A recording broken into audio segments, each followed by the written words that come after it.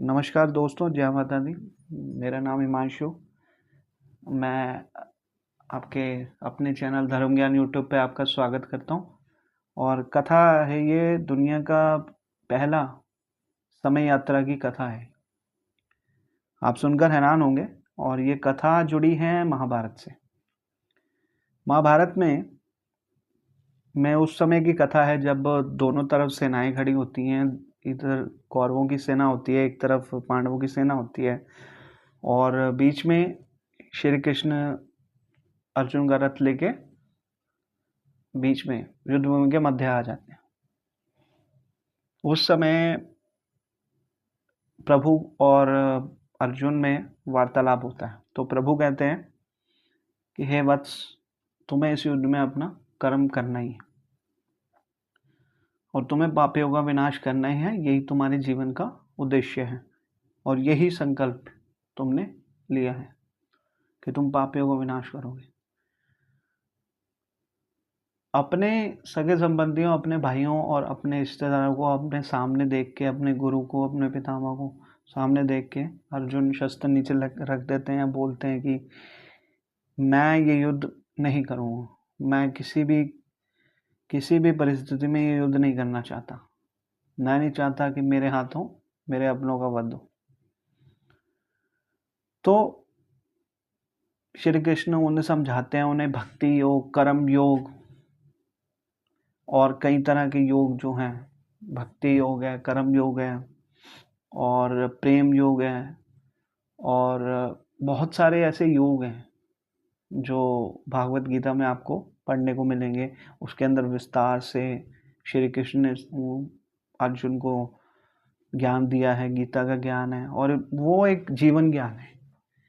तो एक जीवन का पूरा ज्ञान उन्होंने उस सारी गाथा के अंदर, जो भागवत गाथा है, श्रीमद् भागवत है, तो उसके अंदर दिया गया। भागवत के अंदर सब चैप्टर वाइज वो चीज़ें हैं,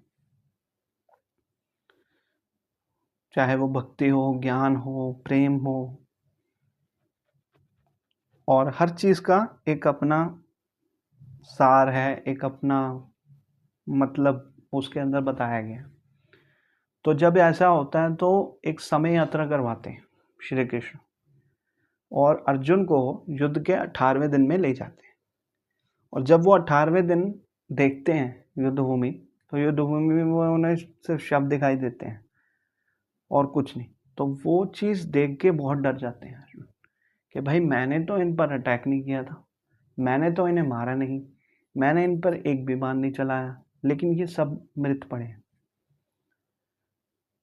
तो उस समय क्या करते हैं, नियति की परिभाषा समझाते हैं श्री कृष्ण और कहते हैं अर्जुन से कि भाई आपने इन पर बाण नहीं चलाया, लेकिन इनकी नियति, इनकी डेस्टिनी, जिसको हम इंग्लिश में कहते हैं, इनकी नियति, डेस्टिनी, इनके कर्मों के अनुसार इनके सामने खड़ी है। इन्हें मरना ही है, चाहे ये आपके हाथों मरे या किसी और के हाथों मरे, किसी और भाई के हाथों मरे, या कोई और इन्हें मार दे या मैं इन्हें मार दूं, पर इन्हें मरना ही है।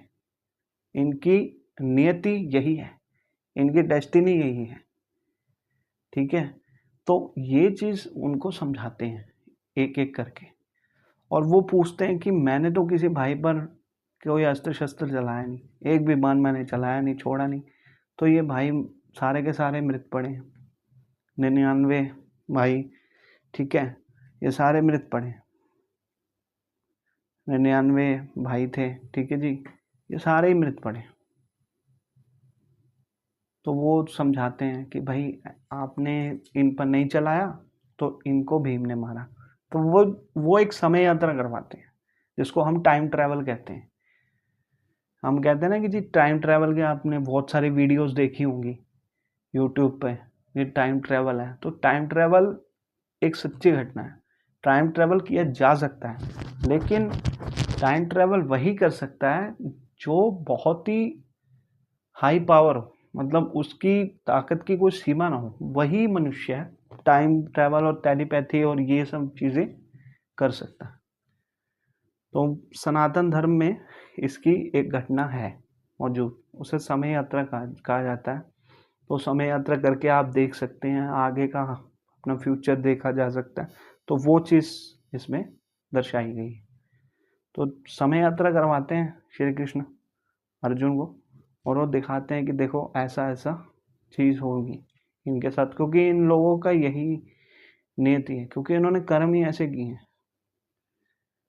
इन्हें कोई अच्छे कर्म नहीं करे, इसलिए इनके साथ ये हो रहा है। तो संसार की जो पहली समय यात्रा होती है तो वो श्री कृष्ण करवाते हैं अर्जुन अपने साथ। हाँ, मैं यही कहूँगा कि हाँ, सच में समय यात्रा का जो एक कॉन्सेप्ट है टाइम ट्रैवल का, वो सच है और वो की जा सकती है, लेकिन वो एक अत्यधिक आत्मिक शक्ति और आध्यात्मिक शक्तियाँ ही कर सकती हैं। हम में और आप में और यहाँ के जो वैज्ञानिक हैं आज के, वो नहीं कर सकते। वो नहीं उस मैं कहूँगा कि उस लेवल की चीज़ नहीं बना सकते। कोई ऐसी मशीन नहीं बना सकते कि आप बैठो और टाइम ट्रैवल हो जाए। ऐसा नहीं होता। ऐसा होता नहीं है कभी भी। कुछ इंसिडेंट हाँ सच हो सकते हैं, लेकिन हर कुछ चीज़ सच नहीं हो सकती। कोई भूले भटकी कोई चीज़ सच हो गई, वो नहीं हो सकती। तो ये चीज़ मैं आपको समझाना चाहता हूँ। तो भ्रम में ना पड़े। हाँ, सनातन धर्म में तो देखो श्री कृष्ण की शक्तियाँ अनंत है, जिनका कोई अंत नहीं है। अनंत शक्तियों के स्वामी जो श्री कृष्ण है, वो ये कर सकते, क्योंकि आदि पुरुष है। वो कोई पुरुष नहीं है, वो आदि पुरुष है। आदि पुरुष का मतलब ये होता है कि एक ऐसा मनुष्य है जिसके अंदर बहुत ज़्यादा अत्यधिक शक्ति हो, वही आदि पुरुष है। तो वो कोई परम पुरुष कहें, उसको आदि पुरुष कहें, परम पुरुष कहें, तो वो चीज़ है। तो ये मैं आपको समझाना चाहता हूँ। परम पुरुष जो होते हैं, उन्हीं में इतनी शक्ति होती है कि भाई वो इस तरह की चीज़ें करके दिखा सके। तो दोस्तों, आज की कथा को यही विराम देते हुए सबको कहूँगा जय माता दी, और इस चैनल को लाइक कीजिए, शेयर कीजिए, सब्सक्राइब कीजिए, और ढेर सारा प्यार पहले की तरह देते रहिए, और नए नए लोगों तक ये चैनल को पहुँचाएं। धन्यवाद।